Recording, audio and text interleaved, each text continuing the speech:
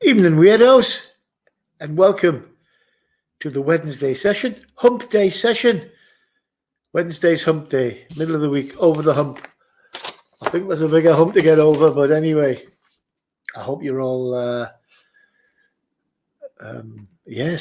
hope you're all, I hope you can all hear this, weirdos of the world. And my legendary friends and customers, we're just having a little try here. I'm just trying to get some camera angles set up and little bits and pieces so that it should be there and there and there. That's better. Everything's a bit more squarer. Is that a word? Squarer? And we can see what's going on. Lovely day today. Church bells are ringing because it is exactly 8:30. So loads going on. Work tomorrow. Ray! Get out of this house. My glasses where they should be. Are they there? Yeah, that's quite good. And it's, hanging in there. Everybody seems to be good that I've spoken to today. Had a lunchtime YouTube live session with a lot of nutters who I haven't seen for a long time. Had a good catch up there. And welcome to the Legends online pub. I used to have a pub called Legends, as a lot of you already know, but some may not if you're new here. And I sold it a few years ago, and it's just closed a year ago. From the new. Shut it. I stopped it. That's it. 2 rings. It stopped. I'm going to have to turn this off. There you go. Sorry for that. That's an incoming email. I think I've got this. Oh my God! Just seen a little message flash in there. At midnight, Switzerland is closing the borders to all tourists, all those foreigners who want to come here as a tourist. Sorry, it's not happening. Got to do it. I don't want to get onto this subject, but we've got to get on top of it anyway. Where was I? What was I saying? Yes, if you're new to me, Bill Weir and Legends and online bars, and the Alpine Geordie is my nickname, or my handle is here. Geordie is someone who hails from the northeast of England. So we'll see what's going on. I've got some time on my hands. I'm in my 60s now, and I really want to get back in touch with all my friends from around the world. I have traveled extensively, been here for 16 years. I had 9 seasons in the Greek islands. I've traveled around Europe and Poland with an airship, and worked all over the place. I've had 56 different jobs in my career to date. Yeah, right today. In fact, quite interestingly, never been fired, but today I got told from one employment place that they didn't need any extra people for the forthcoming few months, as you can imagine, as I knew was going to happen. I used to go in to help out because they used to be a bit short-handed, and I'd go in and help them because I got short hands. No, bad joke. Anyway, that's my dinosaur joke. So that was just there's no work. Go and work somewhere else. It used to be like that every season. I used to work seasonal jobs in Greece on the island of Corfu, and as in the hospitality field with a car rental company, with a tour company, as a guide and airport transfer host. So I used to pick them up in the middle of the night and try and find them a bed back in the early 90s and through the Balkan War and on. So that was an interesting job and career, which I will cover on a lot more as we start digging up the past, digging up the crazy jobs, the crazy people I used to work with, who I'm still in touch with through various. It used to be letters and phone calls on Christmas Day. I used to blow a wad on phone calls when I was in Florida, calling my buddies around the world. It used to be postcards when we first started, because there wasn't any cell phones, there wasn't any internet back then, early 90s. And it was really, really funny. I had a good time. In fact, I actually took guitar lessons on a speakerphone from my mate Spacey in Newcastle all the way to here. So it was that was really, really interesting. Easy. The things I've done, craziness. Anyway, we'll cover a lot of those, I'm sure, through the upcoming weeks and months. If you log in here, just subscribe, give it a thumbs up, which always helps. And if you like it, if you don't, give it a thumbs down. It's your call. And then pure honesty here. And if you hit the little bell and mark with the little the top symbol of the 3, you'll be informed every time I go live or release another video. So you can follow the saga of Billy Boy, the Alpine Jody, or Beniti's Bill when I'm in Corfu in Greece, where I've been going to for nearly 40 years. I'll just adjust this stool. Because I'm just trying to get everything ready. There you go. It's not as soft as my chair is, I'll tell you that. My bum will tell you that. So that's what I was doing there. Fun things to do with sport. How you doing, mate? That's okay. I've got one of my moderators just coming in. We're just having a little practice, a little play, seeing what's working and seeing what's not working.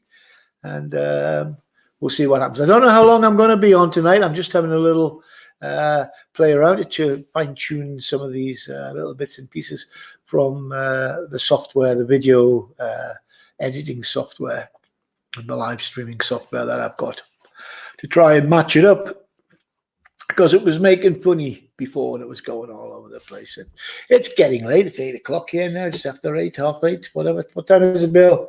It's 8:36 Luzern time, which is 7:36 UK time, or 9:36 Corfu time. So we're getting down the road.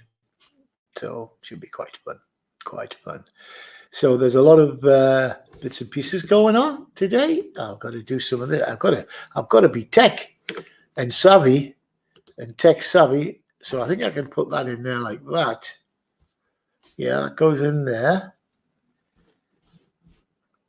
So does that go in there like that? Yeah. Does that go in there on the? There you go. Put that in there on the old stream if you want to join. If you want to join in and take part in our little discussion, stick that little StreamYard thing in there. We'll get you in, go through the motions, and get you up on screen to have a chat and to waffle anywhere in the world. There you go, anywhere in the world. So if you're forced to be at home, self-isolating, get yourself self-isolated on here and we'll have a good crack. That is brilliant stuff. I'm not being paid. This is not a paid sponsorship. This is just a shout out to these people who are absolutely fantastic. These Norwegian people. Neutrogena. As you can imagine, you wash your hands every 2 minutes with bloody petrol or whiskey. It's sanitizer, but it's the same sort of stuff. It's actually taking the skin off my hands. So I'm whopping this stuff on, and it works a treat. Really, really does. I get sort of dry skin in the winter, but this is the boy to get you back into. And it's just a little squiggle. See that little squirt? Ooh, looks like a little worm. Little squirt of it, and a chub. It's not the cheapest, but I tell you what, it lasts forever, almost. But there you are, Neutrogena, available at all good chemists and a couple of crap ones as well. So there you go. If you want to look at it, Neutrogena hand cream. It hasn't got a number on, has it? Yeah. Just ask for Neutrogena Norwegian formula hand cream. Really nice. That's me plug for the night, because they're keeping me nice and served. Got to keep our hands soft for the ladies.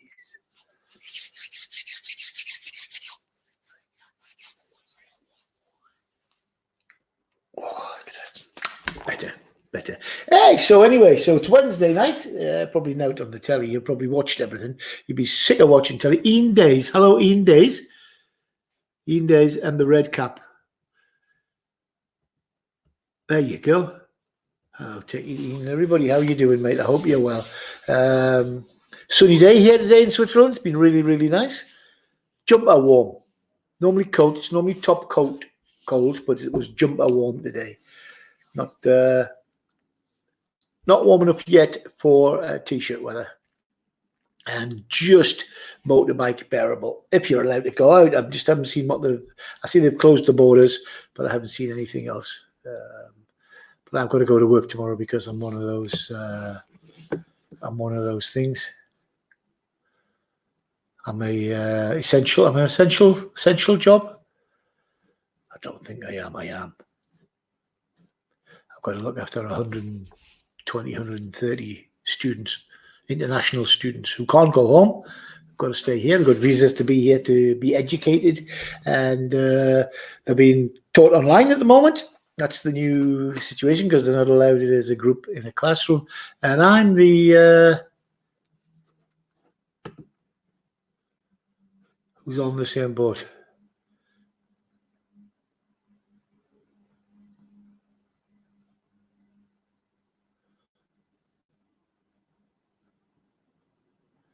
We're on the same boat. It's going to be thinking. I think you meant sinking. Thinking. What are you thinking about? It's going to be a big boat. I'll tell you. And anyway, that bloke with the boat, that Noah guy, I need a word with him. Why 2 mosquitoes? Eh? Could you imagine if he just dropped 1 mosquito? Oh, man. That's my religious joke. That's me. That's me going the other way. Stop the car. Anyway, it's thinking. What are you thinking about? We're must have been funny. I'm just having my neighbour laughing. How crazy is that? But we're hi, Ralph, mate. How are you doing? Ralph in the house. Getting a good bunch in here on a Wednesday night. It must be a night of nobody else. If anybody wants to come up, don't be shy.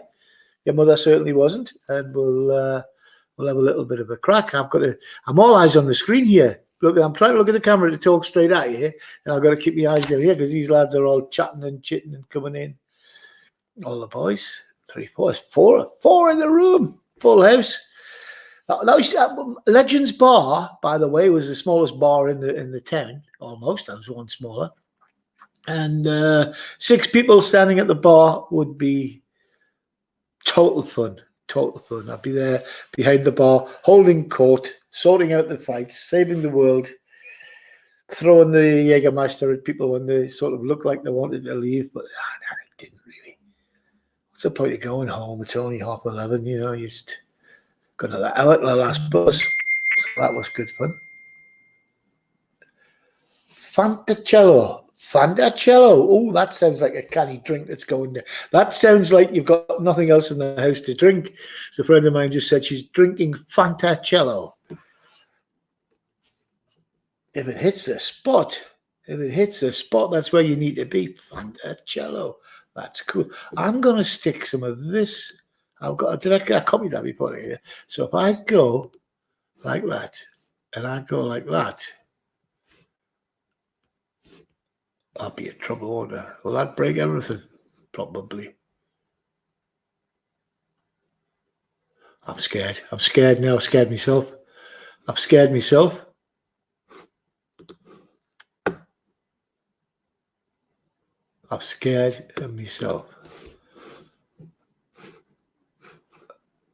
That's why I don't need to scare myself because I'm back there. There you are. I'm back on. I'm back in. They also put 2 lions on the board. How did they reproduce? Carefully? Slowly?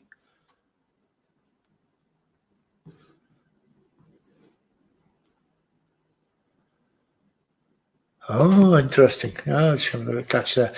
Well, as we say, Wednesday night, I've got to send a quick little whiz biz on this phone. And bear with me for a couple of seconds, see if I can find everything on there.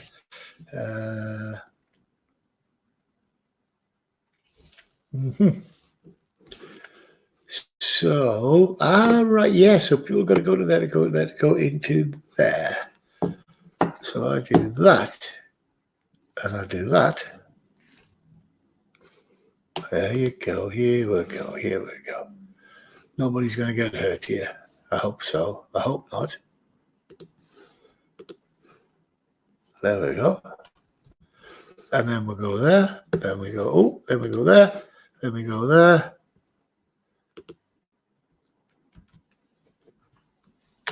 So, I'm just trying something new. There we go. Let's see what happens here.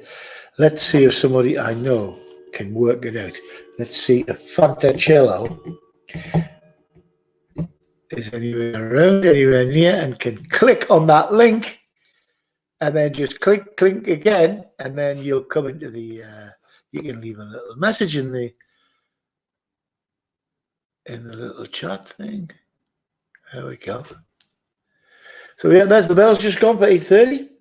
9 o'clock, 8:30, 8:30, 8:45, is it? Must be by now. Yeah, it's 8:45.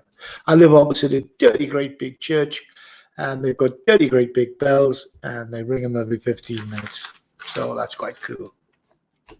Not at 3 in the morning, it's not. But they only ring them once an hour during the night now. They compromised because we sort of say, look, come on. You ring the bells for the farmers to come to church. I don't know what time it is. What farmers are awake at 3 o'clock in the morning? And they've all got cell phones. They've all got alarms to get up and go to morning mass and all this. But anyway, it's their rule.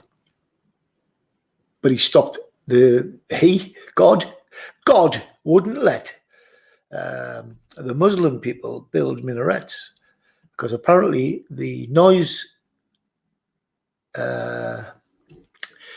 contract went to the Catholics for their bells, and the Muslims cannot have minarets where they scream their heads off early hours of the morning. That's a Swiss law. So there you go. The ones that are already here and up and they're screaming can scream because it's all grandfathered in, but no new ones. Yeah, you can worship whoever you want here in your little place of worship, and then the rest is extra. You need licenses for anything else. But if you want to just worship in something or somebody or summit, that goes from there. But anyway, I move up. Anyway, don't forget to like, subscribe, and share, and ring the bell if you want to see when we're coming on. That would be very nice. That would help my algorithms, and especially if you subscribe, because I need to get myself up to a reasonable size group, which I'm sure will happen very quickly. And then we can continue this as a serious hobby. I want it to fund itself. I'm not looking to make any money from it, but I just want to get everybody back together. All the people I've ever met in the world, I want to bring back here. And I mean in the world. And the biggest problem there is the time zones. Because when you take from Florida all the way to Australia, it's just too much. I might have to do a morning and an afternoon show, or do a morning show and repeat it in the afternoon. Because it's always fun to go live and you see a face and a name pop up from the past. I had somebody this morning from 45 years ago on the YouTube chat. 45. I'm in my 60s now, and the grey matter's starting to take over, but we're getting there slowly. There's no stress, and I think I've got all my little toys and whistles and bits and pieces. I've got a new microphone now, so if this sounds better, and I've learned to stop tapping the table because that doesn't sound good at all, or scratching my nose. My glasses are knackered. I need to go to Specsavers to get my glasses fixed, or some duct tape or something over the top of my head, because I had a slight incident in Lugano after the football match. And after about 4 hours in a nightclub, and after getting out of the taxi in the hotel car park, I'm posh. I'm stretching and embellishing in the hostel car park. I didn't book it, but I stayed there, and they knew I was there. The place was covered in blood in the morning. So anyway,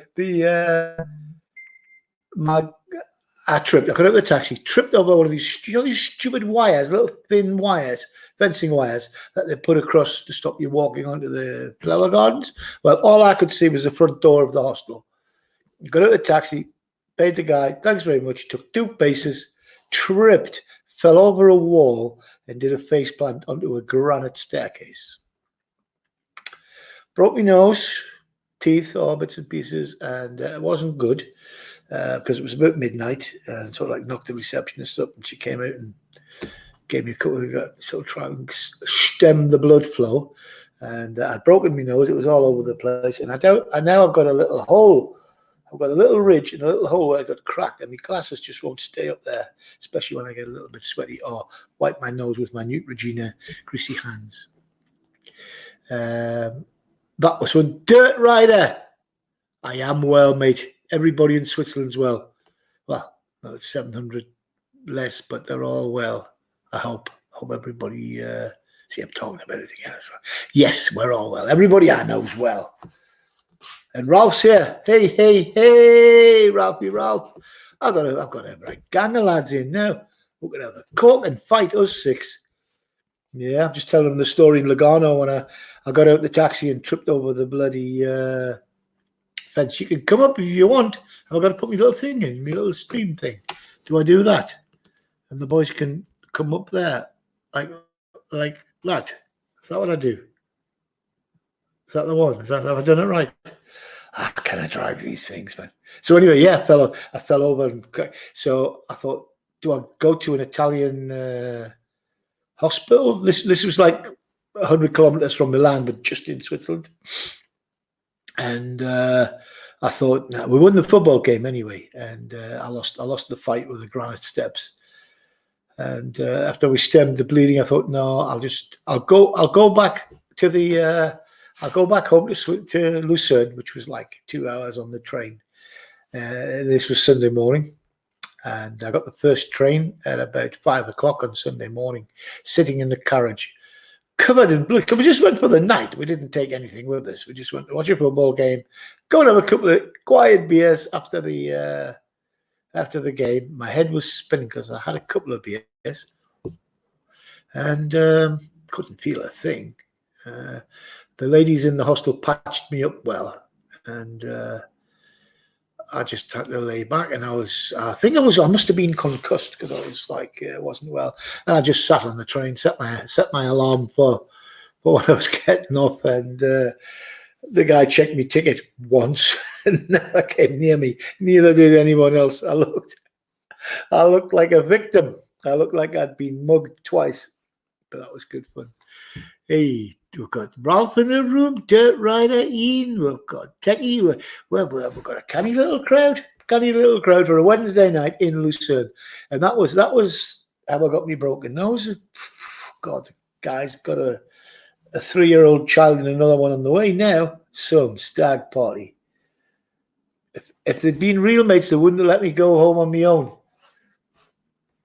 I was done. I was ready. Oh, man. I had some beers in the train. They have a special train for the football fans. Seriously, I've never seen anything like it. There's no bar on the train, but you can drink on the train your own beer. And these guys have got like half pallets of beer stacked up, the supporters club, and they're in a line, passing all these crates of beer onto the train. There's a couple of security guards and a policeman on this train. There must have been about 1,000 fans on this train. It was the oldest train you've ever been on in Switzerland. Really, it was. It was impossible to damage it. It was clean when we got on, and obviously they must have used the same one to bring the majority of the people back home after the match. And it was a red hot day. I knew we had to drink a lot to stop dehydrating. Hello, Granny. I am staying well, pet. I'm still here in Switzerland. We're doing all right. Like everybody else, we're fighting. And I saw a good one today. Eh? Keep on rocking in the world. Potty. Granny's in, everybody's in. That's a good crowd in for a Wednesday night. I don't know if you guys, some of you guys stream on a Wednesday night? Or is it finished? Is it late? Am I the last taxi off the rank tonight? But happy days. What story can I tell you tonight? A better one than the last one. Oh, it does involve drinking. There it is. It involves drinking. I'll just get the dust off it. Right. Here's a photograph from, oh God, when? My pub was open. No, I think my pub was open. So this is between 2008 and 2015. 16, yeah, whatever. Anyway, there are a bunch. Oh, is that? Oh, getting. Why has that got me? Because it's got the reflection of the screen. How do I kill this? Oh man, I can't do it. I can't. Oh, that's better. Right, you can all see that. Can you see that? This is when you get really embarrassed and there's porn playing on the television that's reflected in the screen. There's a few of those memes going around. Anyway, let's have a look at who's on this picture. There's two very famous people on this picture. Anybody can guess who they are? Oh, yes, that's a good one for you. Who's on that picture? Well, I'm one of them anyway. And that's me. There. Oh, that's him, Bill. That's me. Yeah, as you can tell by the glasses. Well, then the old glasses. Them's me metal glasses. So that. This must be about 7 or 8 years ago. It must be easy. The guy in the pink top. Who is that? Who's that guy in the pink top? There you go. Who is he? If anybody gets it. Can you all see that? Can you see? I'll just leave it there like that so you got a bit of non. Who's that guy? Have I got to give you clues? Ian Dears, there you're back there, mate. Hey? Clue. Who is that guy in the pink t-shirt? What can I say? Do you want some clues? Spanner Man. Right. Here's a clue. He is South African. There you go. And he's drinking green vodka and lemonade. And the rest of the lads are drinking pints. Oh no, he's having somebody, Victor and Vince. These two, that's my mate, my mate, he was my mate, I haven't spoken for a while. Scotty from Morpeth, and this is Victor and Vince. Can I do this? I'm back to front. Victor and Vince, who went to school with this guy in South Africa. There you go. Let's see if there's anybody got this. You'll never get it. He's quite well. I think the word we've got to say is infamous or famous. Oh yeah. Hello, there. Was my microphone switched on? Yes. Tack, tack, tack, tack. Yeah.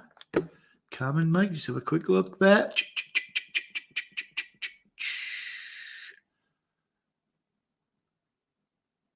Camera. Audio. Mic. Yep, it's on. It's there. Doodle-doo-doo-doo. Yep, you got that. I thought I was getting worried about it there. There we go. So, you don't know. Second clue. So, he's South African. He's a sportsman, a South African sportsman. There we go.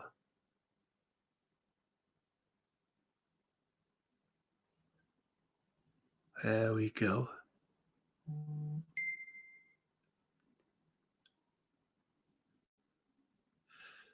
My friend's scared to click me link. She doesn't trust me. He's a sportsman, and he's not. How can I do this? He's not training at the moment. Oh, he might be.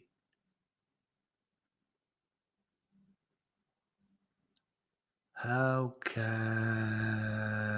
I guess? No, he's not a cricket player. He's a runner. Okay, I'm going to get you some more. Get a shot on his face there. Jim Smith. I'll tell him that. That's Scotty, my taxi driver mate from Newcastle. There you go. Who's that?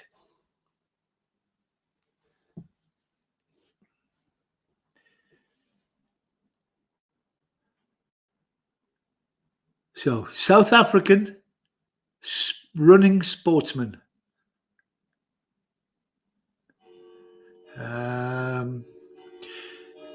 In the pub there, we'd been in for a few hours, and we were legless. There's another clue.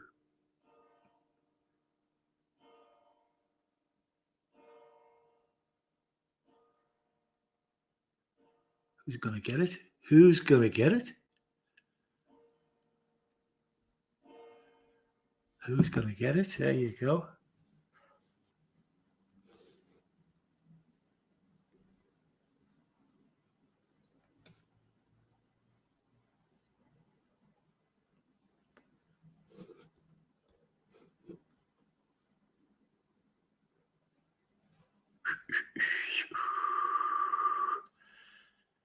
So, South African sportsman, runner,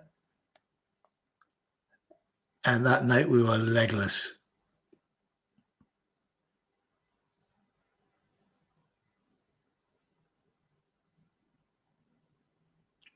And he's infamous as opposed to being famous.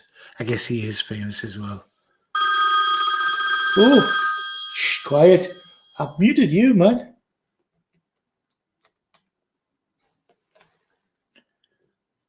La, la, la, la, la.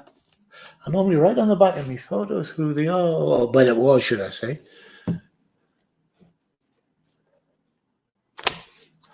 Oh, you're not playing very well tonight, lads. Come on, have a go. Have a go.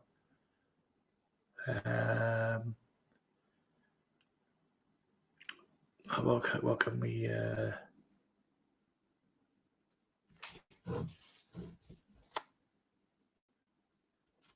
Very good, Tim. Oh, no, Granny was in first. Oh, man. Oscar Pistorius, the famous Blade Runner. That was his nickname. And he was convicted of killing his girlfriend, Steenkamp. Twice. He got convicted and got a light sentence, and the family appealed, and he got another half a dozen years or something. So, but hey ho, that was my famous night out with Oscar Pistorius and his two mates, Victor and Vince, who went to school with him, and he was here doing what they call it, the Diamond Athletics meeting in Luzern. And it was the last meeting of the season. So obviously he had some special training to do after he was finished running. And we closed the bar. Oscar Pistorius. My night out with Oscar Pistorius. And I can't even remember how that one happened. Did. But it was that was good fun. Yeah. He shouldn't be drinking green vodka and lemonade, but God, well done. Hey, get out, Granny. I'm going to send you something. I don't know where I'm going to send it, but I'll send you something, darling. So that's me Pistorius. That's me night Pistorius. It was. It's just a blur. It's just a blur. But anyway, I had thousands of photographs and I made them into little collage. So I've got those as well to go through in some of the evenings, just when we need a little chat and a bit of light-hearted banter, because I think that's what we're having here. Yeah. So, coolios. Let me just send this quick message to my friend here. Margot and see what she says. Yeah, because I've lost the whole thing, haven't I? Where's she gone? Oh, she's there.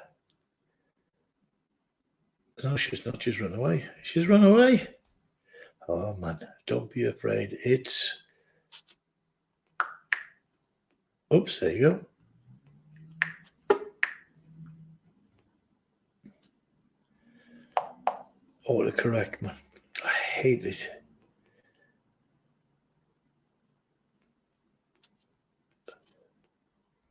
And my fingers are getting fatter. So we might be getting Margot on board here. Margot's a very, very nice lady. And she drives scrap it. Ralph, there he is. Hang on, where is he? Yeah, Ralph, I've got you, mate. I'm coming to get you. If I can get my mouse going. There he is. There's Ralph. There, man. Should we do that? Is that better? Are you there, Ralph? Have I got you on mute? I'll leave you on mute. You want to be on mute? I can't see. Oh, we're not here because you got your headphones on. No, we should be able to hear Ralph. Oh, hang on. Mute the mic. Unmute the mic. Oh, is this no? What now? That's better. Ah, there we go. This sometimes happens for some weird reason. Okay, well, I did what every good technician does, and I turned it off and turned it back on. Yeah, that's what I did, actually. I just changed my device settings. Sometimes I have to do that for some weird reason. Let me lose this because I think I've got too much open. I might be stealing all the bandwidth. Well, I don't have that problem. I got 3 streams and StreamYard open. I'll be fine. You have, right. Oh, yeah, we'll manage. We'll get through. Yeah. It was like those old telephones with the 2 bean cans in the string. You had to keep that string tight, or it just wouldn't work. Yeah, exactly. I made one of those at school about 55 years ago. The first ever telephone. Long time ago. It was. And I can remember in my military training as a Army cadet, I think I'd be about 10 or 11, and we went to Harrogate. Not Harrogate, we went to Scarborough for a weekend's camp out exercise, as I think they refer to it in the military. And as a young 10, 11, 12-year-old Army cadet, they said, today we're going to show you some secrets. Latest technology. So they took us into this 3-tonner truck, and we went in, and here was this, which looked a bit like a typewriter type thing with a drum on the top. And the major or whatever says, right, he says, I'm going to take this 10 bob note or this pound note or whatever it was at the time. It was a long time ago. And he put it onto this drum under the 2 little metal clips, and they set it away in this little bars scanning across. He says, now write down the number of this pound note, boys. He says, I'm going to show you something amazing. So he says, follow me, come on. We jogged across the field along beside this telephone wire, and we got to the big tent at the other side, and here was another one of these machines. And it was printing it out. It was the very first fax. Yeah. Very first fax machine that we were military there. This was top secret. Don't tell anyone. Shh, this is our new thing. It was a real bad resolution, as you expected. I don't know if you've ever seen the first ones. It was a heat, the thermal roll. And there was the pound note with the same number on. Amazing. And I am. The hairs are sticking up on the back of my arm. You see those? Woo! God, look at that, man. I remember when I was at a technical help desk, I got a call from a customer who just bought basically one of these things, one of those printer, copier, scanner, all in one. Yeah. A couple of years ago. I think it's 10 years ago-ish. And he had a question about faxing. He said, is it wise for me to make copies of my documents before I fax them away so I still have my original? So I still have my... I said, well, making copies is always good, but your original is not going to be sent away. Yes, that's good. I'm going to send that all the way across the world. So I said, well, the paper isn't actually physically moving from one place to the next. And then he asked me, what does that mean physically? I mean, come on. I said, the paper is not being moved from one place to another. It makes a copy of the paper, and the copy comes out all the way on the other side. Oh, really? So it's already copying. I thought the paper was being transferred. Yeah. I mean, but some people, they've changed the. I think copier and scanner and what's the other? Copier, scanner, printer, fax, all in one. Yeah. The fax. Yeah.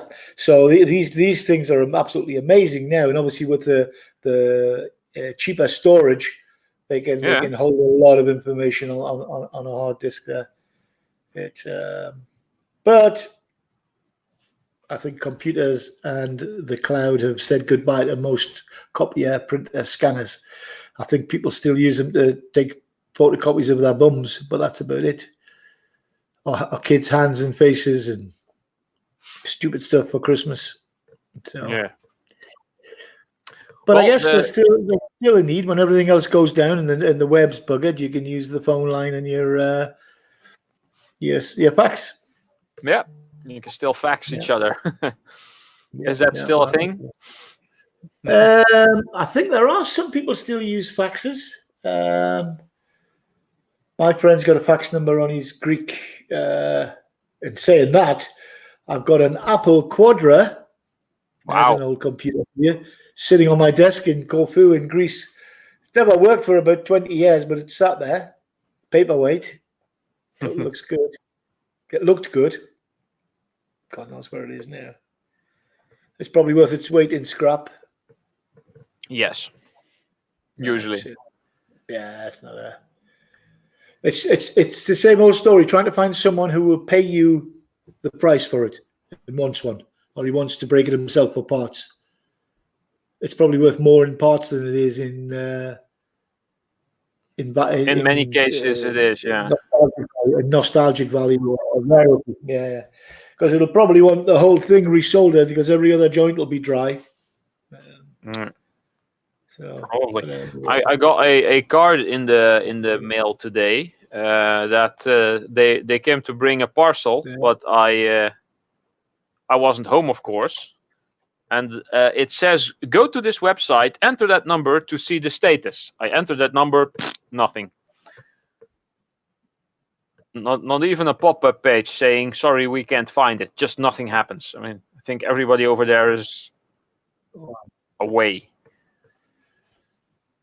But I still, I would be very hesitant at the moment because of all this phishing that's going on. I don't bother anything. If anybody wants an email from me or wants to contact me, I have 2 or 3 for PayPal, and PayPal will ring me if they really want to know something. Yeah, true. It's absolutely crazy at the moment. But hey ho, that's what's happening. That's what's going on. So how much scrap is there in a or should I say valuable scrap in a printer, copier, printer, fax? The most valuable thing in one of those items is to take the power cord, snip that off if it doesn't attach, and throw away all the rest. Really, nothing. Yeah. Just a steel chassis. If there's like cartridges in, like you got your magenta and your yellow and your cyan and your black. Those usually have like a little contact pad with like golden dots on them. Okay, those might be interesting for gold refining if that's something you're into. sometimes you can get like a discount if you turn the cartridges in. You can get a discount on buying new cartridges for any other printer of the same brand, I guess. Yeah. But other than that, printers are mainly plastic, a couple of steel bits, and a small circuit board that doesn't have much interesting on there. Right. Usually, when I see one, and usually there's a power cable and a USB cable, I just take those off and just chuck the rest. I don't even bother. Wow. I thought that might be the case. I thought that might be because the drive motor is not like a half horsepower thing. It's just a little. Nah, it has less power than the turntable on a microwave. I think. Really? Wow. Windshield wipers are stronger. There's not much torque in the thing. It's all really light plastic, and it's all mechanical stuff. It breaks easily. So what I'm just going to do, right? I think sign language flipping the bit. Yeah, I just filled this in twice. It's not registering. I'll try again tomorrow. Okay. Cool. It might be my work clothes because they did say they were going to send it to me. Right. I would figure that it would be delivered in my car, like the rest of the stuff I get for work. But this is probably sent to me personally. Right. It's getting quite interesting. Yeah. But it's oh man. Oh, I've got work tomorrow. Tomorrow night, Thursday night's my regular week night where I go into the school, and then I'm there Saturday and Sunday during the day, which is a bit easier. So they're still what they've done is the Swiss government announced that they will be making a decision on a full lockdown or not, pending on what the statistics are back from the cell phone companies and airtime providers. Cell phone companies? Yeah. We're all getting tracked. But to see where everyone is. See if people are moving around or not. See who's staying at home. So they must be crunching some numbers as to how many phones have been popping between cells and how many phones have been sitting still during the night, during the day. Yeah, that doesn't work. When I jump, well, that's the easiest way to find out if people are staying at home or not. You cannot really knock on everybody's door and say who's here. Yeah, unless people turn their phone off or use a different phone. There's not many do that. Yeah. There's not many bad people really don't want to be followed. No. But this is Switzerland. So it'll be interesting to see what data they're actually crunching. Whether you move between cell towers or how fast you move. Because every time I get into my car with my phone, it hooks up to the Bluetooth in the car, and it says it is 12 kilometers to do this address. It will take you 14 minutes. Traffic is light. Take the A2.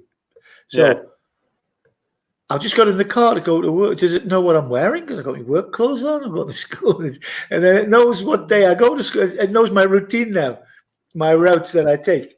So it's telling me. I confused it a couple of times because I changed shifts with a friend. And I was going to work on the wrong day and I got it wrong. I thought I was going between my two apartments. So funny. Yeah. And your car is 138 meters away from you. So it's now it's taking the signal from my car and from me and knowing where it is. So funny. Or it knows what the GPS coordinates were when I turned the car off. Which of course, phone. Yeah. Oh man, it's Big Brother. It's like saying, "Go get me a pint." You just imagine sitting in the bar. Siri, go get me a pint. Then suddenly there's a pint appears in front of you. I'm just waiting for fully functional androids. Pretty ones, preferably female. Pretty ones with a nice silicon suit on.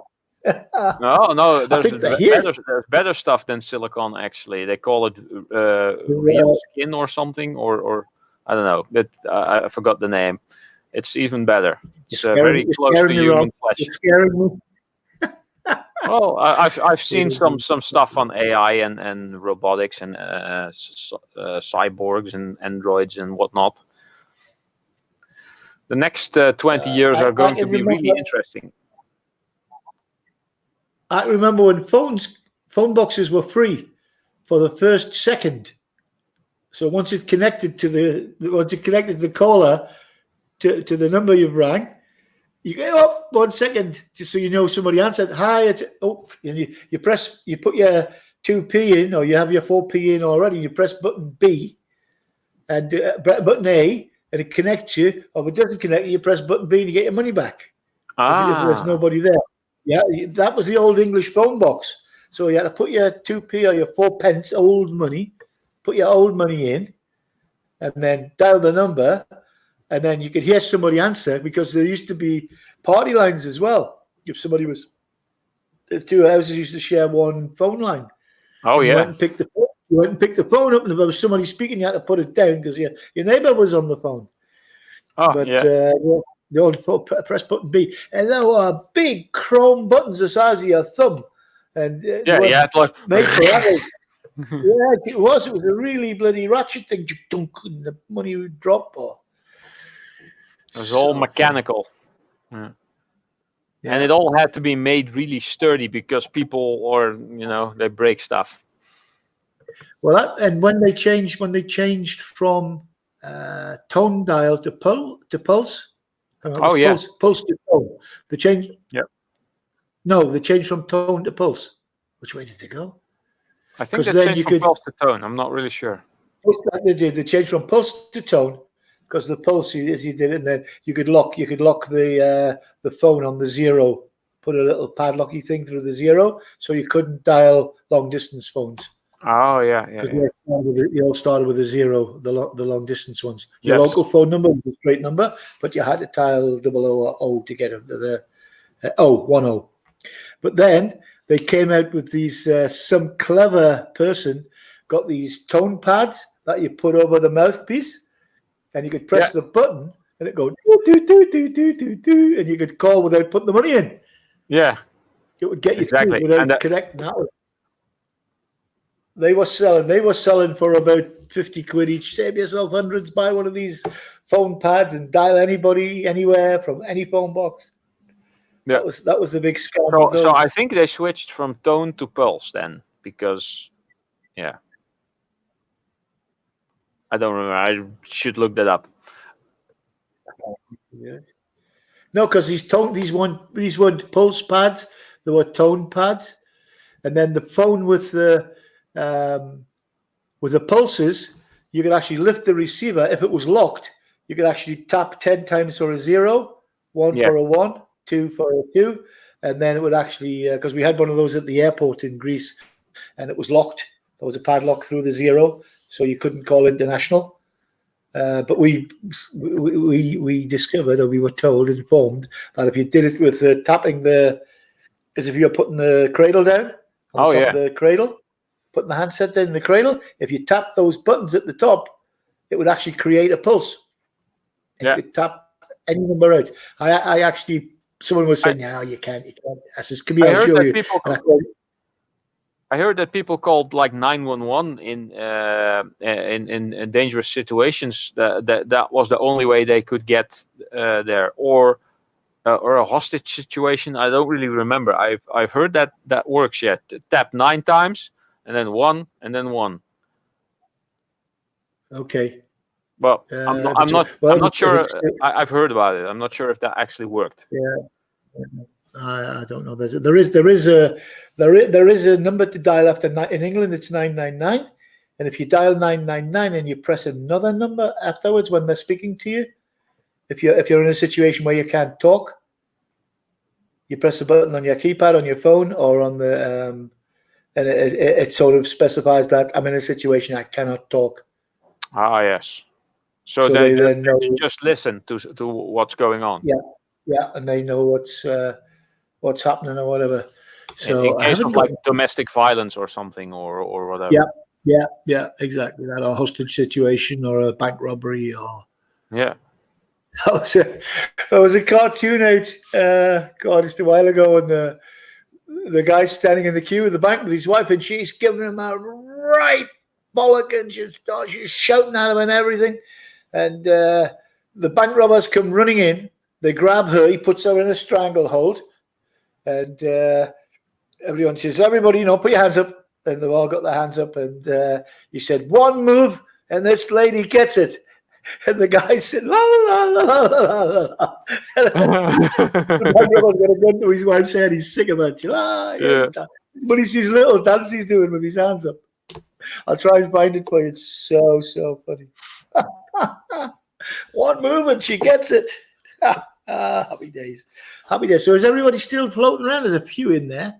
There's a couple, 5 I see, yeah. Yeah, I think that's good. It's just chugged on. So it's now, I'll be the same time as you then if you're up in Amsterdam, 9:30, 9:25.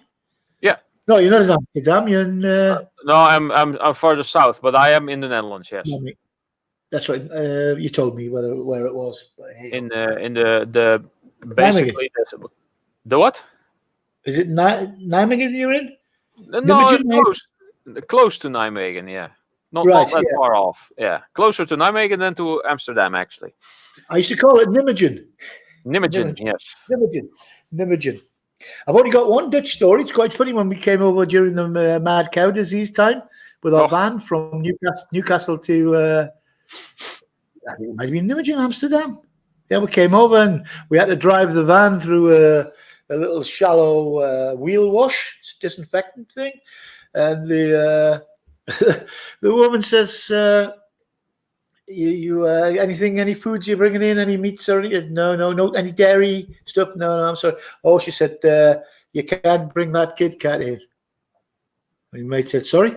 She said, "No, you can't bring that in. It's got dairy products in it. It's got milk in it." She says, "Chocolate man's been boiled and all sorts." No, you cannot bring it in. I says, "Really?" She says, "You can eat it now, but you cannot bring it in as a bar of chocolate." Really? Wow. Yeah, that's what you said. I thought, wow. I said, "You're getting very strict." I said, and then one of the lads in the back who was quite witty stuck his head forward and says, "Oh, but I've got a can of Red Bull here." He says, "Have I got to neck that as well?" She saw the funny side of it because she wasn't a proper policeman. But I've got a can of Red Bull here. Should I drink that as well? That was funny those days. My God. God, when was that? That was 1999, 2000, 2001. Mad cow disease. I don't know. It was before the SARS thing, so it was probably close to 2000. Because I remember it was the year of 9/11. That's what it was. It was 9/11, mate. That was 2002. Was it 2002? 9/11 was 2002, I think. 2002. Or 2001. So it was 2001 or 2002. And because we had to close the bar down in the hotel because everybody disappeared. Same thing. Planes ran empty. So I was looking on flight radar. It was 2001, 9/11 indeed, yeah. I was confused with when the Euro came. That was 2002. Really? All these events I have to keep up with. I know, it's oldies. See, we're that old, we're forgetting about them. Yeah, it was September of 2001, indeed. Yeah, there's a is he Dutch? No, I think he's Scandinavian. A pilot for Ryanair. He's a trained pilot, and he's got a YouTube channel, Mentor Pilot. I've watched a lot of his stuff, and he was saying tonight, if you're wondering why there's a lot of planes flying, because I love Flight Radar 24 as well. I subscribe to them. And I was just having a look tonight. There was 3,700 planes in the air at one point tonight. Oh wow! And I heard there's a lot less plane traffic. Hello. Oh partner. Yeah. Well, the thing is, the cargo. There's a lot of cargo planes flying. Yeah, cargo probably is going from A to B. People are not. Yeah, but what they've got as well is they've got a cargo. Hold inside the passenger planes as well, not just the luggage. There's another hold for cargo, so they all carry a certain amount of cargo, which is contracted, so they know it's going every day, every week, whatever. On every flight, they've got this cargo hold underneath, and that pays for most of the plane. Oh yeah, of course. They're still flying, even though the planes are empty. They're using the luggage storage where the passengers would have had all that crap. So the plane is empty, but it's still flying full of cargo. And this helps them. Obviously, they're just profitable full of cargo. And obviously, it depends how heavy this stuff is because they pay by density. Yeah. And then they've got a situation where they can't put anything into the passenger cabin unless it's a specific size and weight where it can be actually fastened in with a seatbelt. Oh yeah. So a lot of these rescue and disaster relief stuff is made to fit like a human torso, and one goes in every seat, so they don't have to take the seats out, which take forever. So but they can't actually fill the passenger cabin.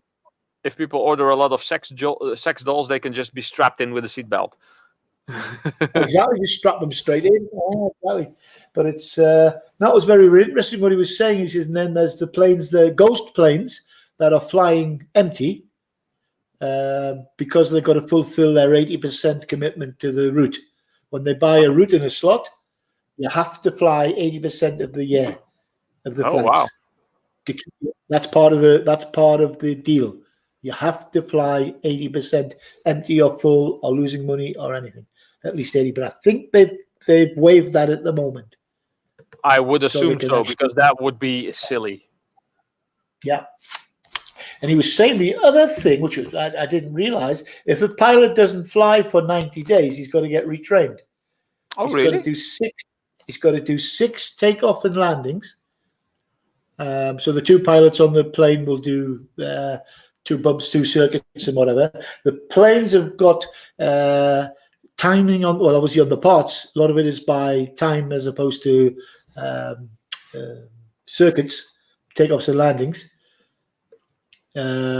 Different parts have got different replacement times. So if you've got a plane that just flies 50 miles and lands and takes off, lands and takes off, lands and takes off, that's getting worn more than a plane that does a 5-hour flight. So it might only take off and land twice a day, 3 times a day. The other one's landing every hour. So there's more wear and tear on the machinery, especially the undercarriages and tires. So they've got different replacement cycles. So it's a very, very, very interesting way the stuff he was saying.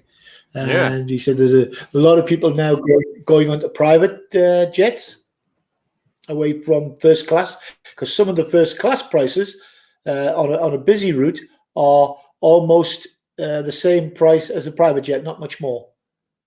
Not much more. And there's a lot of routes now being closed down, and you cannot fly direct. You got to get 2 or 3 flights and change at airports and hanging around and whatever. And wealthy business people don't want to do that. Nah. So it was interesting what was actually happening. Very interesting what was happening when they're coming back. So if they ground all their fleet, they sack all their pilots, the pilots aren't there to be trained. So getting up to speed again is going to take a bit longer unless you keep all the aeroplanes serviceable and all the pilots trained up. So it's probably more expensive to get pilots to train than to have them fly. Yeah. But a lot of the routes that are still running, obviously between countries that will allow foreigners to land, have been run by business people who are booked months and months ahead. They have to be in a different country, all these global managers and directors. They're trying to work from home to cut down the traveling and the exposure. But he said these flights are being run by business people, and the tourists fill in the last seats, the last minute ones, as opposed to the ones that are booked months ahead to get the deals. So very interesting show, actually. It's on YouTube, Mentor Pilot. And he's a trainer on 737s with Ryanair, based in Spain. And obviously he hasn't flown for a month now. But he's a trainer, so he can go into the simulators. He trains in simulators as well for people. So they haven't got enough time for full-time training. So he does flying himself, and then he does simulator time as well. So it's good. Good guy. Good guy. Sounds cool. Aye, that's a good. It's a good site. It's a good site. It's good fun. I like watching him. Actually, he's really good. He comes up with some good, and you can ask him questions. Any question you want about 737s and everything, and he's obviously he knows them. And then he went through the 737 Max saga where they're all getting parked up after falling out of the sky. And, well, the ones that fell out of the sky didn't get parked up, but he went through that whole thing. And he said they're sitting there, and yeah, crazy. But he knows his stuff.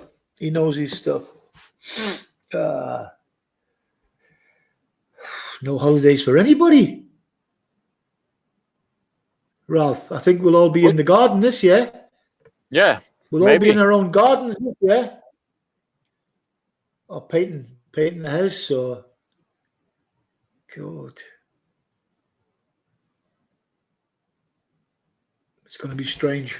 It's going to be strange on the other side of it. I hope we all come out of it, or most of us come out of it. But absolutely frightening. Absolutely frightening. Crazy. So are you scrapping anything exciting at the moment? No, I mostly now get the stuff from work. Let's see, what did I get now? You've got a proper job as well. Yeah. Dishwasher motors, stuff like that. Okay. That has some. So what we get from there? I think you can see there might be some copper in there. Oh, you can't really see in this one, or it's Chinesium. Yeah. Oh no, it's a circuit board. There's copper behind it. So there's copper spools in these, and I got some washing machine motors, and those the casings are all cast aluminium. So that's interesting stuff to scrap out. And then I'm going to be melting that into some nice ingots and making some other stuff from those ingots, probably. Okay. Yeah, because you're doing artwork as well, aren't you? You get a bit arty with it's just fiddling around and messing around, and sometimes sometimes interesting projects come out. So it's kind of art. I don't know. Maybe you could call it art. Yeah. Yeah. I do a little bit of stained glass stuff. A little bit of that's cool too. Yeah. Yeah, it's good fun. Very therapeutic. And I had my last stuff in the UK, which I left behind when I left the UK, and I've had to replace all my specialist tools and bits and pieces, and it was expensive. And glass is not cheap either. No, it's like I'd rather make stuff with scrap glass, which you can buy quite reasonable. But the lead that you can recycle from some of the older windows. Solder is zinc lead 60-40 or 50-50. So making the solder, I do it as fun, and that would be work for me trying to make solder. It's but in saying that, I enjoy the craft and creative side of it. Trying to make some interesting smaller things. I don't do any big projects, but there's a couple of people just gone bust here in Switzerland who used to repair the church windows. There's no money in it anymore. There's plenty of old leaded glass. There's loads of leaded glass in Switzerland in these old farmhouses and and stuff. I heard that there's still quite a lot of lead plumbing still in the Netherlands, and I was like, where do I sign to take this stuff away? Yeah, exactly. That's a big one now. It's a lot of that. But now in the UK, friends were telling me that if you move out of your house or you shift or you close, the joiners are going to come and board the windows up and lock the thing up and make it into a prison, because people are coming in and they're ripping everything out, every bit of cable, every bit of wiring, all the lead, all the copper. You open the door and you go in and it's stripped. Yeah. All the electrical switches, everything's gone. Yeah. Everything's gone. Just the price of scrap. That's not really scrapping. That's stealing, basically. Stealing. Yeah, exactly. That's cool. But the price of scrap materials. If they cut it up, I don't know how you deal with your guys up there in the Netherlands, but I would think all these bad guys will be cutting it up into sort of meter lengths so it looks like electrician scrap that the Oh yeah, probably. Yeah. cable ends in bits and pieces. Because if you took a 300 yard or 100-yard Roll. Yeah. roll, they Yeah. go, hang on, mate, what's going on here? It's crazy. It's Yeah. crazy. But you're just a hobbyist. You're not Yeah. a proper scrapper, so you don't need a license or anything. No, you don't need a license. Well, unless kind of like e-waste Mike, it's his business to recycle. He runs a recycling Okay. business, Yeah. and he does it for a living. Many Yeah. scrappers have like a normal job or like a part-time Yeah. job, and Yeah. they do scrapping next to that. And I have a full-time job, and the scrapping I do, I very seldom go to the scrapyard to get money unless I fill up on a lot of steel and insulated copper wire that I can't strip out, or I don't want to strip out because it's way too thin. But Yeah. the last time I did, I brought only insulated wires, and I had, I think, 11 really big boxes, like those banana boxes, all full. Yeah. And Yeah. it was 167 kilograms, I think, Yeah. and it was at €1.40 a kilogram. So Wow.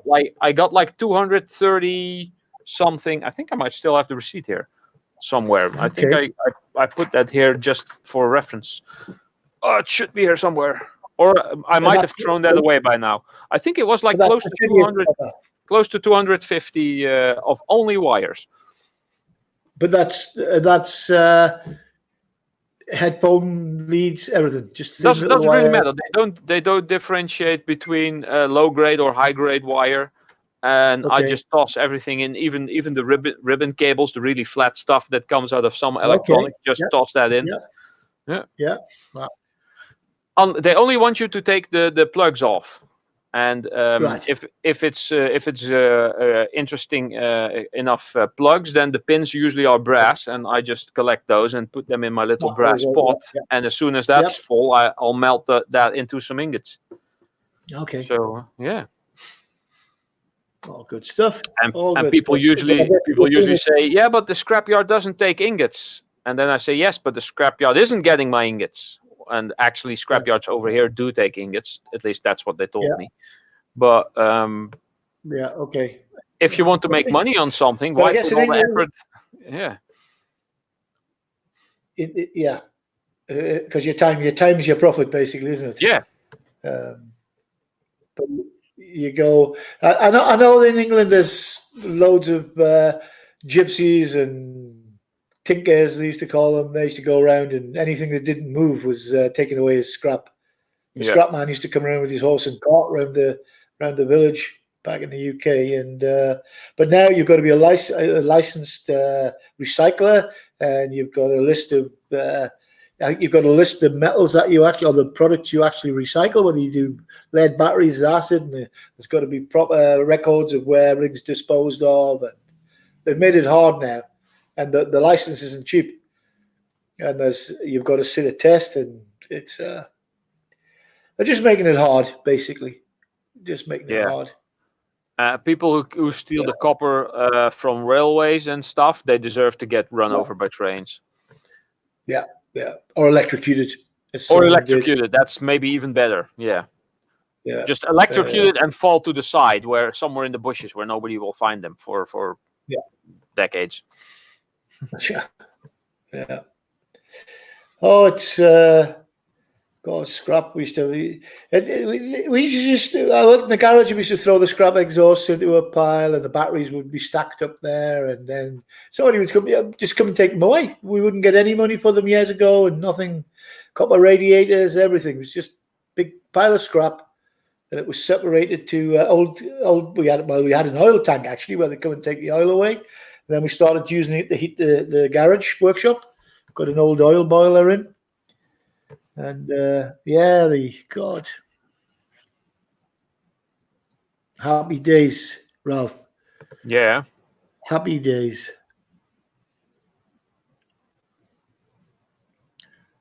God. I remember we did use lead to fill in the bodywork on the older cars. Oh wow! Big old wedding cars, and we'd melt lead. We'd melt lead as a filler. I remember these big. I can't remember why would we use the lead. Was it? I think that was just the old system.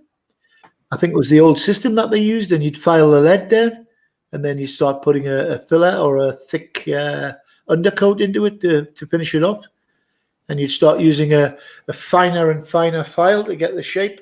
That big lead files.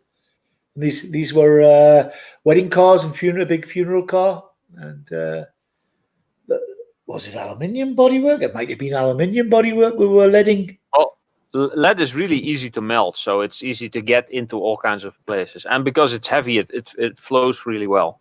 Yes, yeah. It's funny if you get some nice clean lead, and when you pour it, it looks like a liquid mirror. It's really nice to work with. It's not very healthy, but it looks really awesome. Yeah, I was at a friend's factory once, and he was making electrical circuit boards, and he had a flow solderer. Do you know what a flow solder? You must know. It's a tank of lead. Yeah. With a pump. Well, so once it gets molten, the pump pumps it, so it's got like a wave going over the edge. Oh yeah.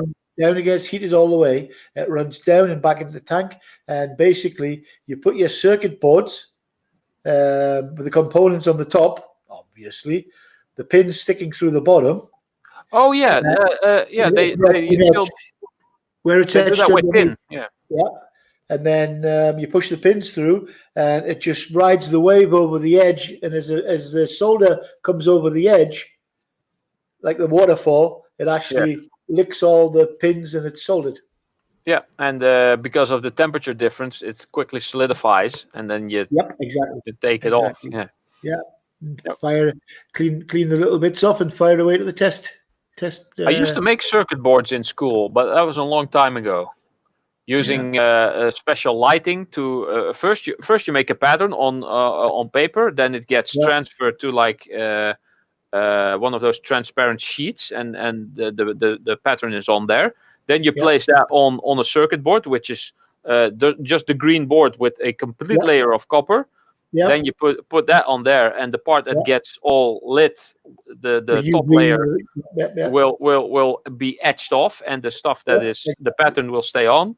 Exactly. And then you can drill the little holes, place all the components, and then solder it all on. Yeah, that was fun. It's a long time ago, though. 70s, 80s, late 70s, early 80s. I did that in the early 90s. Yeah, but it was just the basic schoolwork. Yeah, this company made electronic alarm systems, and actually, it was the company was called AIDS, AIDS, just before AIDS took off, and or before AIDS really. Before AIDS was called, the company was called AIDS. It was part of Dunford Hepburn Fire Systems, and the product was called AIDS, and it stood for Artificial Intelligent Detection Systems. So, shame they didn't keep it, because artificial intelligence, and what it was a addressable, intelligent component. So you could actually, it was run on multiplexing. And multiplexing, Ralph, is when you send more than one signal down the same cable. Yeah. On a different frequency. Yeah. So they could then just have a loop, 2 wires in a loop, like we're talking about in cars, having multiplexing. So that cuts down on the copper and the harnesses required for cars. And it would basically link up smoke and fire detectors. And as they kept going, as the fire was spreading in bigger buildings, hotels and things like that, as the fire would normally just set off a detector, or the bells would ring, the fire brigade would come, and you'd have no idea what was wrong, but the building was on fire. You could see the smoke. Yeah. Whereas these new systems, and there were gas detection as well for military installations, and it would actually set off the alarm. sensor number 2 sends its signal up the wire. Got a fire here. You switch the camera on so you can see the fire, and then it'll go click. Another alarm comes on. Sensor number 6, number 4. It's spreading west down the corridor. There's the cameras going on. There's the detectors going off, and there's smoke and heat. And it was really, really clever. And it was artificial intelligence. It knew where the fire was going for you. And setting certain cameras off, or intruder alarms as well. They had that. And they had some interesting stuff. They had a portable electric fence that came out the back of it. Electric fence? Something they just put down? And yeah, well, what it was either on a truck or on a trailer on the back of a 4x4. So you just go up to where you want it to be. So you'd put your artillery there, or your radar, or your rocket battery, and then you go with your Land Rover, drive to it. This thing can be deployed at about 30 kilometers an hour. You pull the lever, the tailgate drops off the trailer, and all this coiled razor wire would come out as you drove along, like a big slinky spring. So you do a loop around your artillery or your whatever you want to protect, and then you stop, you get out, you bang your connector wires in, you make a doorway, a gateway, you link up your solar panels, and it's got a fatal amperage of current going through it.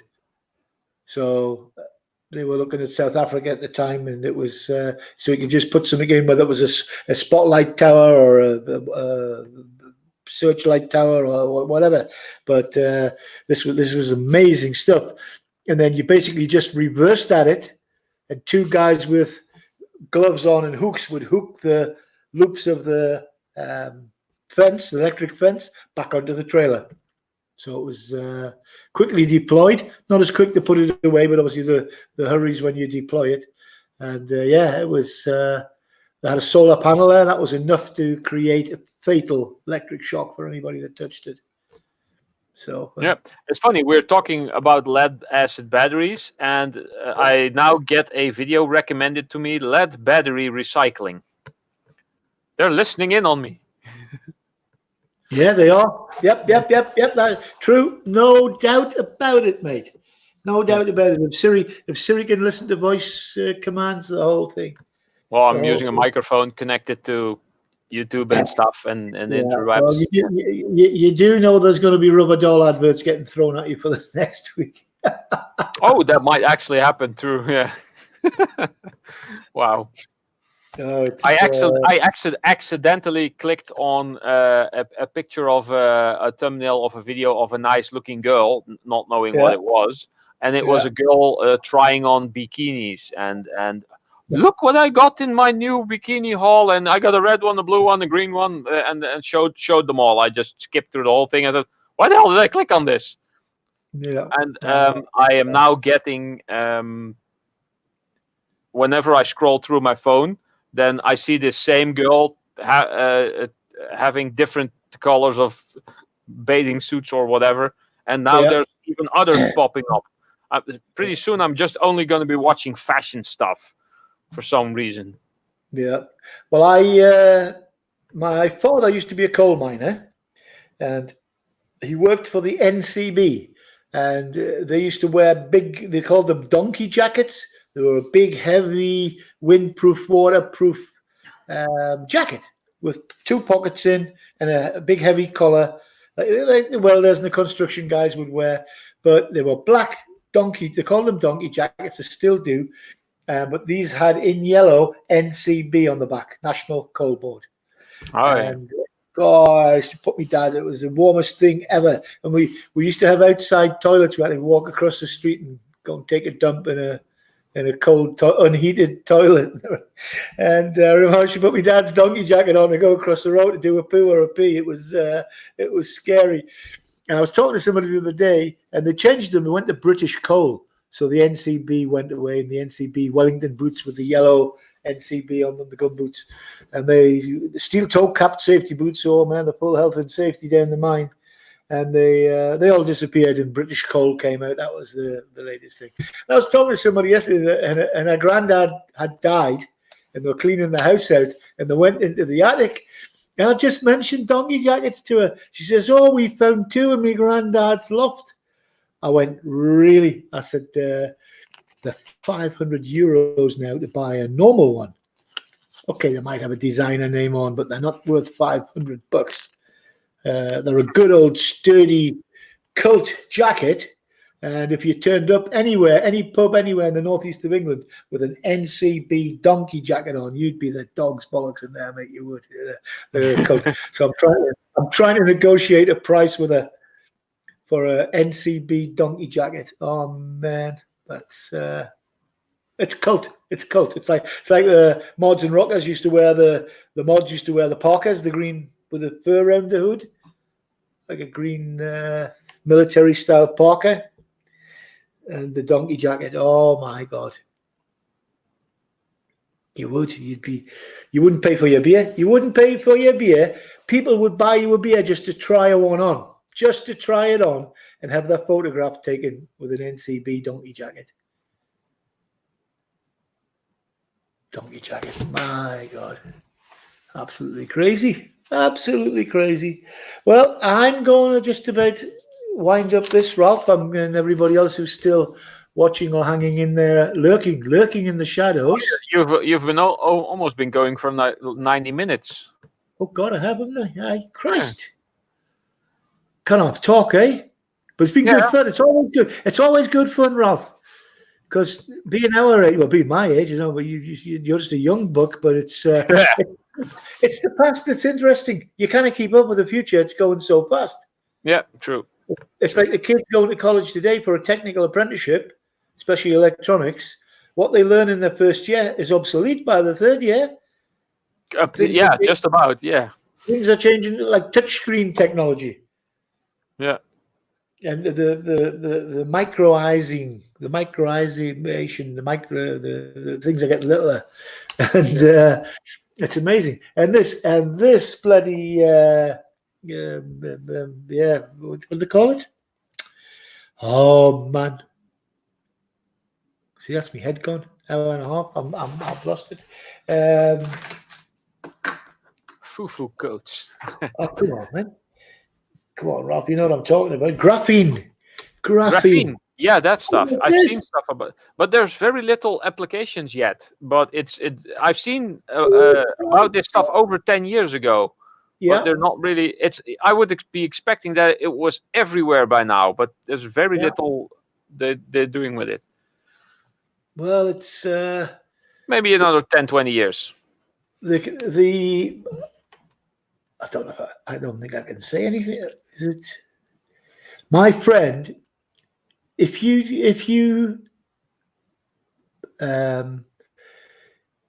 heat up a surface, a plate, a disc, to hot, very, very hot. I don't know what temperature. Very, very hot. You wouldn't want to touch it. And you fired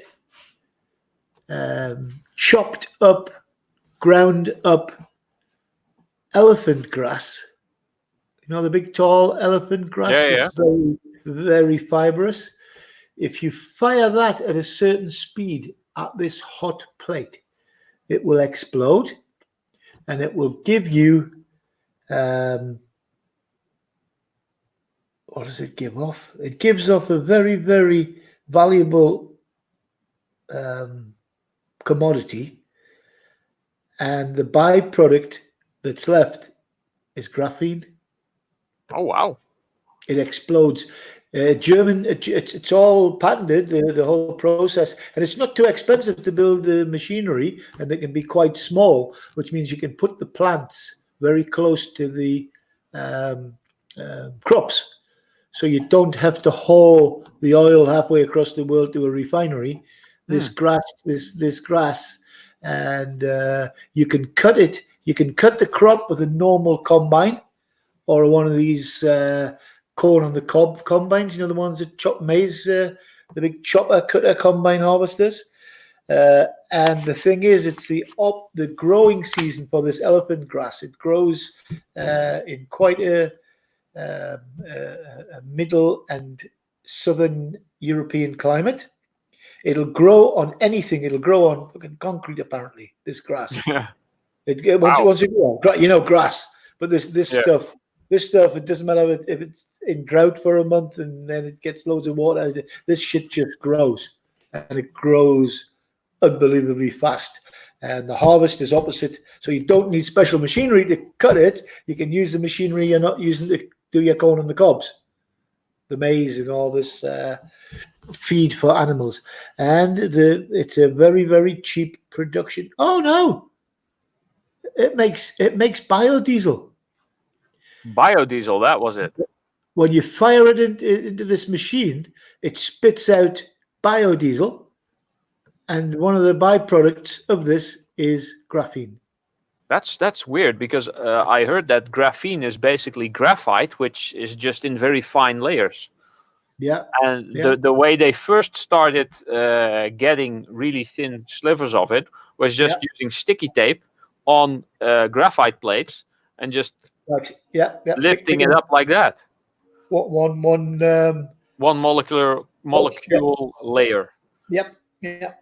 And when you get like a sheet of one molecule thick and you suspend it like that in the air and just have the corners studded, it's strong enough to hold the weight of like an adult cat, and it's only one molecule thick. So imagine if they make it like, I don't know, an inch thick. Yeah.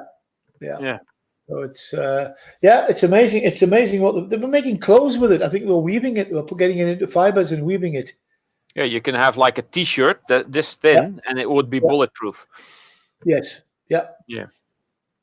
Absolutely amazing. But that was it's kind of like the mithril vest from Lord of the Rings. I don't watch that stuff, but I'm sure you're right. You're right. I'm right. I'm knackered. I'm going to close down Legends for the night. Last orders in the bar. All right. Last call for alcohol. Oh, that was loud. Was that loud? Sorry. Jesus Christ! That's a meter away from the microphone. So I must. Well, this is a very good headset. So. Right. I've got I bought myself a while back a Thron Max microphone. Oh, that's good stuff. Oh, nice microphone. Nice microphone. Nice and heavy. I've learned to stop tapping on the desk. Yeah, because that's quite loud. Oh yeah. Actually, I had it on a fiber mat, which stopped a lot of the stuff. And it's the usual microphone. It does a omnidirectional duo and whatever. It's got a light on the bottom as well. Shines colours in the dark. So anyway, last orders at the bar. Let's call it Legends tonight. Hopefully I'll have a new backdrop and a new location. I've got 2 locations where I'm doing all these videos, but I want to have a fake bar back. Oh yeah, like a green screen. Like a green screen, but just something that I've got on a permanent basis in the flat here, in one of the rooms. And I want to, because these wooden boxes, he has these wine boxes behind, they were actually from Legends. Because when I moved in, it was a Portuguese cafe. So it just had a table at the back with a coffee machine on and the register, the till. And I threw all those out and I put the wooden wine cases stacked randomly, put some bottles of beer in and the offer and some bags of nuts and stuff in there and some whiskey glasses and whatever was special. A couple of them I painted matte black and used them as little chalkboards, and that worked for a couple of years. Never did anything. I never spent more than $100. I'm lying. I spent $3,500 on a bloody glass washer. Oh. The glass washer died. These stainless steel high volume glass washers are $3,500, mate. Frightening. Doesn't do dishes, just does glasses, just does beer and wine glasses. Crazy money. Yeah, that's insane. It's well, you can get a dishwasher for £100 or whatever. This was potty money, but it did its job. But the cycle was only a minute and a half, 2 minutes. So it washes it with soap, then rinses it, then puts in a Brilliant, take the water spots off. So it was buying it was easy. It was running the bloody chemicals through it every day, non-stop. But if your glasses aren't clean, pub doesn't work. Can't serve good beer in dirty glasses. That's Nope. half the battle. So yeah, so that was Legends. Everything was all secondhand from the charity shop, and you could have a fight in mind if anybody had a fight. The girls' rugby team used to play touch rugby in the pub. That used to break out spontaneously. They were my security girls. They didn't get paid. They just got the occasional Jägermeister on the hour every hour. They were good girls. There wasn't a lot of trouble there. I used to close at 12 hours. First pub in the town to close. I didn't want the last boys and the drunks and the I can imagine. Everybody coming round. Oh, it was mad. I'm gonna see if I can edit my the rest of my dumpster diving video. Maybe I can upload it later. Okay. I'm gonna have to do some work anyway because Okay. Well, thank you very much for sticking in there. And no problem. It was fun hanging out. We'll see you again. Take care of the Netherlands. Stay at home. Don't go out. Well, I have to go out for work, but other than that, I don't go anywhere. Okay. Well, I'm going to school tomorrow night, so you might see me on quickly tomorrow night. All right. And then go and beat these kids into shape. Not kidding. No, they're all right. They're good kids. They're good kids. You should still be able to hit them, though. That would be a good deterrent. If they knew they could get a beating, they'd behave a lot more. But, right. So anyway, good night. God bless. Stay safe. Hey, Roll. Keep your head down. Thanks, Rob. Good night, everybody. Thanks, everybody who was in tonight. We'll see you again. This will be up in a moment, and then we'll see what happens this weekend. Woohoo! See you later. Cheers. Bye-bye. Bye-bye.